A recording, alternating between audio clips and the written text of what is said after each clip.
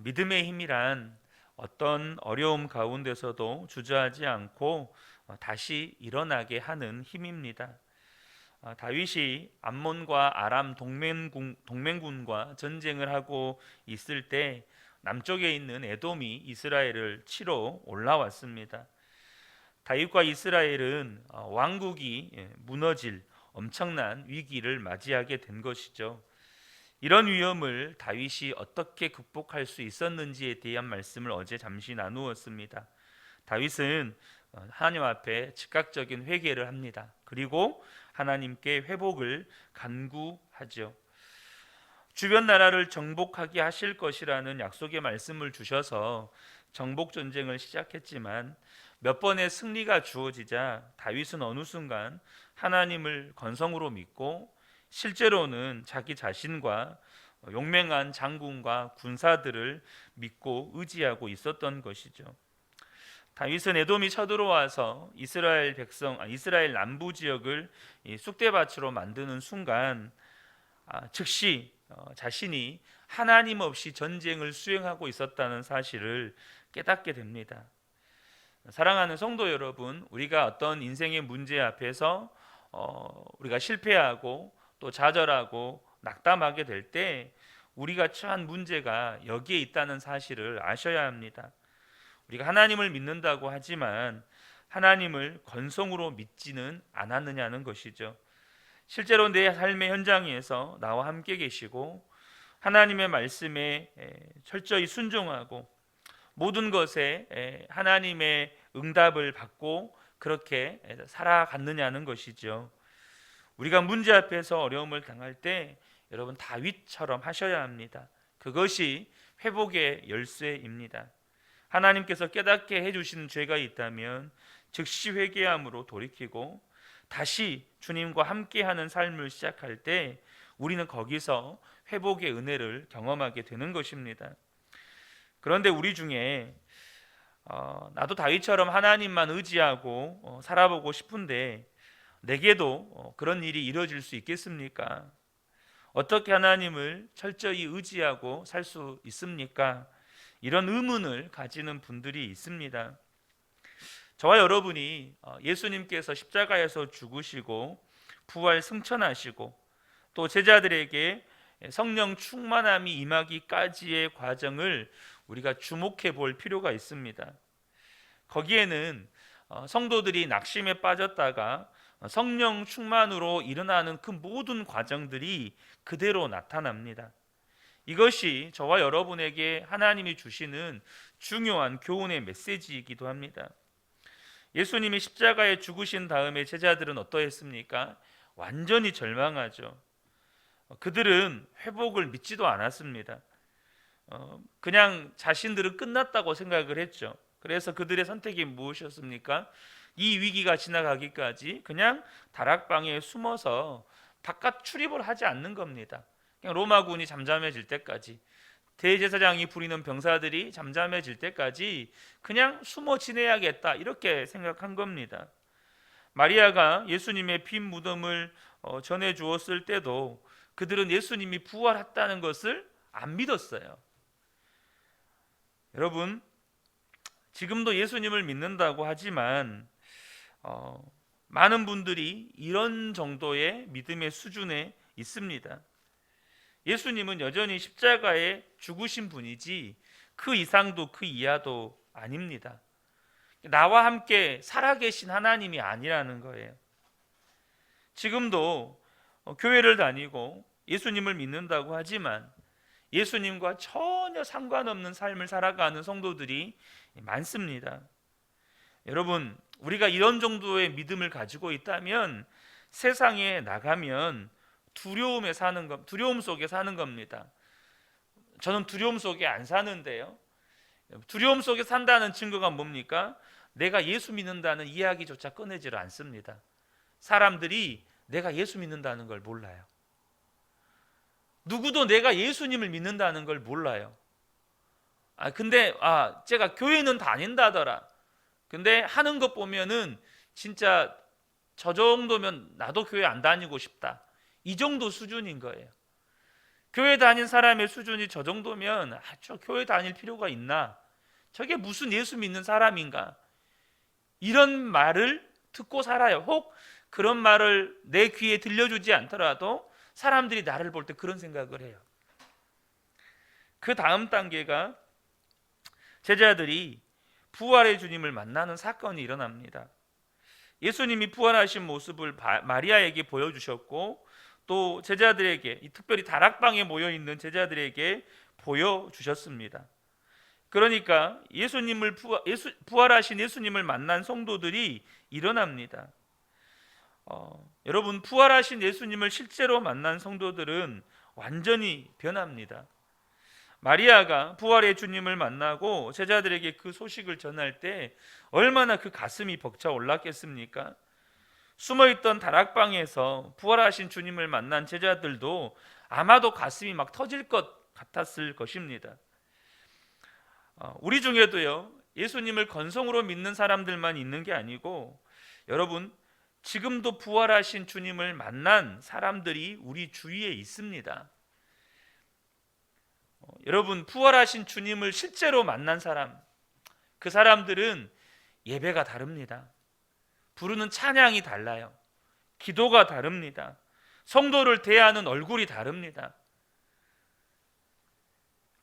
여러분, 부활의 주님을 만나고 나면 예전처럼 살 사람이 아무도 없습니다. 혹시 여러분 부활이라는 영화를 보셨습니까? 로마의 장군이었던 로마의 장교였던 이 인물을 중심으로 부활이라는 영화가 이렇게 진행이 됩니다. 그런데 그 사람이 예수님을 추종하는 제자들을 잡으러 따라다녔다가 분명히 자기 눈으로 시체를 보았는데 십자가에서 이렇게 내려왔고 죽은 시체를 장사하는 것도 보았고 다 보았는데 그분이 살아있는 겁니다. 갈릴리에서 그 예수님의 제자들이 그것을 끝까지 추정하다가 그곳에서 예수님을 만납니다. 그 영화의 마지막 장면이 저는 생생하게 기억에 남습니다. 다시는 이전처럼 살 수 없다는 겁니다. 분명한 것은 내가 앞으로 어떤 삶을 살지는 모르겠지만 이전처럼은 살 수 없다는 겁니다. 그러면서 그 부활이라는 영화의 주인공이 기러기 길을 걸어가면서 끝이 납니다. 자신이 어떤 삶을 살지는 몰라요. 하지만 부활하신 주님을 만나면 이전처럼은 살 수 없다는 거예요. 그런데 문제는 뭐죠? 우리 주변에 그렇게 부활하신 주님을 만난 사람이 소수라는 게 문제예요. 그리고 대부분의 사람이 그 주님을 소문만으로 들어요. 아, 저분은 살아계신 주님을 만났대. 부활하신 주님을 실제로 마음에 모시고 산대. 그런 사람도 있대. 그렇게 소문만 들은 것입니다. 그때 당시에 부활하신 주님을 만난 사람들이 전해주는 소문만 들은 사람들이 대다수였습니다. 심지어 도마는 그 소문을 듣고도 본인이 만나지 못했기 때문에 믿지 않았습니다. 지금도 여전히 그런 형편에 있는 사람들이 많습니다. 소문은 들어요. 다시 말하면 지금도 주님이 살아계신다는 설교는 듣습니다. 그런데 정작 자신은 그 주님을 만나지를 못하는 거예요. 그러나 하나님의 계획은 소수의 몇몇 사람들에게만 부활의 주님을 만나게 해주시는 것이 다가 아니었습니다. 오순절날 마가의 다락방에서 120명의 성도들에게 성령이 부어집니다. 무슨 말입니까? 온 교회가 성령을 받습니다. 한두 사람이 주님을 만난 체험을 한 게 아니고 온 교회에 성령이 부어집니다. 그래서 예루살렘 전체가 뒤집어집니다. 예루살렘 교회가 성령을 받았는데 예루살렘 전체가 그것을 알게 됩니다. 하나님의 계획은 여기까지 이어집니다. 한두 사람이 부활하신 주님을 만난 것이 아니라 이 시대에도 여전히 하나님을 믿고 예배하는 모든 성도들에게 성령이 임하는 부흥이 하나님의 약속 안에 있다는 거예요. 그러면 여러분, 교회 밖에 있는 사람들이 압니다. 아, 저 교회 하나님의 역사가 나타난 교회래. 그 은혜 교회 안에 성령의 역사가 있으면 효천지구 또 남구와 광주에 있는 사람들이 알게 됩니다. 여러분, 우리가 냉철하게 우리 자신을 돌아볼 수 있어야 합니다. 지금 우리 교회는 어느 수준에 와 있느냐는 겁니다. 지금 저와 여러분 각자의 자신은 어느 수준에 와 있느냐는 거예요. 우리가 어느 지점에 있는지 정확하게 알아야 우리의 다음 단계가 어떻게 될 것인지를 알려주는 겁니다. 우리가 아직 예수님이 십자가에 죽으신 것밖에 모르는 분들은 부활의 주님을 만날 때가 옵니다. 그 주님을 인격적으로 만날 때가 와요. 그러나 단순히 나 한 사람 그렇게 부활의 주님을 만나는 정도가 아니라 온 교회 공동체가 성령을 받는, 성령의 충만함을 받는 하나님의 역사의 때가 옵니다. 하나님이 그렇게 이끌어 가십니다. 그러나 아직도 끝이 아닙니다. 한 교회가 성령 받고 한 지역이 뒤집어지는 정도가 아니에요. 하나님의 계획은 더 위대하고 놀랍습니다. 요엘서 2장 28절 29절을 보면 그 후에 내가 내 영을 만민에게 부어주리니 너희 자녀들이 장래 일을 말할 것이요 너희 늙은이는 꿈을 꾸며 너희 젊은이는 이상을 볼 것이며 그때 내가 또 내 영을 남종과 여종에게 부어줄 것이며. 여러분, 지난 2000년 동안의 기독교 역사는 이 약속을 이루기 위해 진행되어져 온 겁니다. 어떤 때는 한 나라, 한 지역을 보면 교회가 끝장났다고 여겨질 만큼의 위기도 있었어요. 그러나 전 세계 역사 전체를 놓고 보면 예루살렘에서 시작된 성령의 역사가 전 세계 모든 족속에게로 퍼져나가고 있고 지금은 거의 마지막 단계에 와 있습니다. 하나님의 약속은 반드시 이루어집니다. 만민에게 성령이 부어지는 역사가 와요. 대부흥의 역사가 반드시 이루어집니다. 그리고 세상은 그 성령의 역사로 정말로 뒤집어집니다. 성령이 임한 성도와 그 교회 공동체를 통해서 세상은 뒤집어진다는 거예요. 그러나 머물러 있으니 문제가 되는 겁니다. 주님의 계획 가운데 살아계신 주님과의 관계가 하나님의 말씀대로 이렇게 진행된다는 것을 분명히 알고 그 다음 단계로 내가 지금 단지 예수님이 십자가에서 죽으신 것만을 믿고 있다.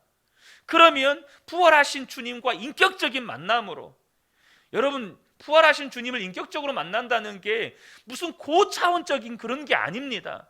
여러분, 사랑하는 사람을 만나면 어떻습니까? 마음이 설렙니다. 마음이 기쁩니다. 함께하는 게 너무 좋습니다.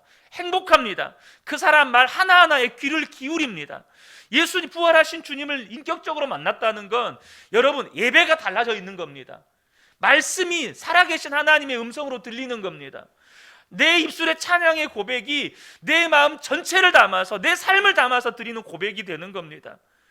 주님과 날마다 그냥 동행하며 살아가는 거예요. 그런데 그 다음 단계로 나아가야 되는데 주님과의 관계가 멈춰서 머물러 서 있으면 우리의 심령이 무너지고 삶도 무너지는 위기가 오는 것입니다. 저와 여러분이 때로는 실패할 수 있죠. 다윗도 실패했지 않습니까? 오늘 본문에 보면 다윗도 건성으로 하나님을 믿고 그렇게 하나님 없이 전쟁을 수행하고 있었어요. 그러니까 지금 나라가 망할 위기에 닥쳐 있는 겁니다. 우리의 삶에도 실패가 있죠. 그러나 실패했다고 절망하거나 주저앉지 말아야 한다는 사실이에요. 왜냐하면 하나님은요, 실패하고 절망한 사람을 쓰시는 하나님이시기 때문입니다. 그것이 하나님이 세상과 다른 거예요. 다윗이 에돔과의 전쟁, 그러니까 북아람 동맹군과 전쟁을 치룰 때, 이 에돔이 쳐들어왔을 때 다윗의 마음은 완전히 무너졌습니다. 그랬기 때문에 하나님이 다윗을 쓰실 수가 있었던 거예요. 무슨 말이냐면 고린도전서 1장 27절 28절을 보면 그러나 하나님께서 세상에 미련한 것들을 택하사 지혜 있는 자들을 부끄럽게 하려 하시고 세상에 약한 것들을 택하사 강한 것들을 부끄럽게 하려 하시며 하나님께서 세상에 천한 것들과 멸시받는 것들과 없는 것들을 택하사 있는 것들을 폐하려 하시나니. 여러분, 이 말씀을 붙잡으셔야 합니다. 부활하신 주님이 승천하시기 전에 40일 동안 제자들과 함께 하셨잖아요. 근데 그때 주님이 하신 일은 뭐냐면 제자들을 사명자로 세우는 일이었습니다. 이해가 안 되는 것이요, 예수님의 십자가 사건 때 이 제자들은 다 예수님 부인하고 도망갔던 사람들 아닙니까? 여러분, 그렇게 나약하고 믿음 없고 충성되지 못한 사람들을 어디에 쓰겠습니까? 그런데 예수님은 오셔서 그 제자들을 용서하시는 정도가 아니고 다시 다 사도로 세우십니다. 예수님께는 계획이 있었어요. 예수님의 계획은 실패했던 제자들에게 성령을 부어주시는 것, 다시 표현하면 성령으로 그들에게 다시 오시는 것이었습니다. 그리고 그 실패한 제자들을 통해서 성령님으로 직접 역사하시는 것이었어요. 전 세계에 복음을 전하고 이 땅에 하나님의 나라를 이루시는 일을 주님이 직접 하시는 것이었습니다. 여러분, 근데요, 주님이 직접 제자들의 마음에 들어오시기 위해서는 실패자가 더 낫다는 사실 아십니까? 자기 자신에 대해서 철저하게 절망한 자가 더 놀라운 기회가 있는 겁니다. 무슨 말입니까? 나는 안 돼. 내 힘으로는 못해. 나는 절대 내 힘으로는 하나님의 뜻과 계획 이룰 수 없어. 나는 절대 믿음으로 살 수 없어. 나는 주님 없으면 아무것도 못해. 자기 자신에 대해서 완전히 절망한 사람, 이런 사람만이 나는 죽고 예수로 사는 사람입니다. 예수님 한 분이면 충분하다. 24시간 주님을 바라보고자 하는 마음이 비로소 그 속에서 생겨나는 겁니다. 항상 성령님만 의지하고 성령님께만 순종하는 사람이 아니면 에돔과의 전쟁 직전의 다윗으로 다시 돌아가는 거예요. 여러분, 건성으로 믿는 건 아무런 힘이 없습니다. 사랑하는 성도 여러분, 저와 여러분이 우리를 향한 이 놀라운 하나님의 계획을 아셔야 합니다. 예수님이 정말 우리의 주님 되고 싶어 하십니다. 그리고 정말 예수님이 주님 되신 사람, 예수님이 정말 왕이 되신 사람, 예수님과 24시간 동행하는 그 사람을 통해서 하나님은 모든 일을 이루십니다. 예수님이 아니면, 예수님이 아닌 그 어떤 것도 여러분 주인이 되면 그 인생은 반드시 다 무너집니다. 저와 여러분이 다시 일어설 수 있는 유일한 길은 우리의 진정한 왕이신 예수님, 그분이 우리의 마음의 주인 되시는 것입니다. 그러면 우리 인생은 어떤 문제 앞에서 때로는 넘어지더라도 반드시 다시 일어서게 됩니다. 여러분, 다윗이 늘 승리만 하는 사람이었습니까? 절대 그렇지 않습니다. 때로는 파산한 기업가처럼, 때로는 회복 불가능한 중병 환자처럼 모든 것이 끝장나서 마지막 인생을 사는 사람 같았을 때가 한두 번이 아닙니다. 또 넘어지고 또 넘어지고 또 넘어지고. 그런데 놀라운 건 그때마다 나와 함께 계시는 주님을 바라보고 주님과 함께하는 삶으로 돌이킬 때 그 넘어졌던 현장에서 또 일어나고 또 일어나고 또 일어납니다.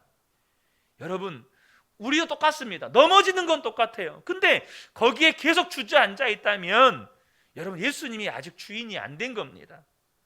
사랑하는 성도 여러분, 다윗이요, 하나님이 이 에돔과의 전쟁, 국가가 망할 수 있는, 왕국이 망할 수 있는 이 위기 앞에서 하나님이 왕되지 못했던 것을 철저하게 고백하고 다시 하나님이 나의 왕 되심을 고백할 때 다윗의 삶에 위대한 회복의 역사가 일어났습니다.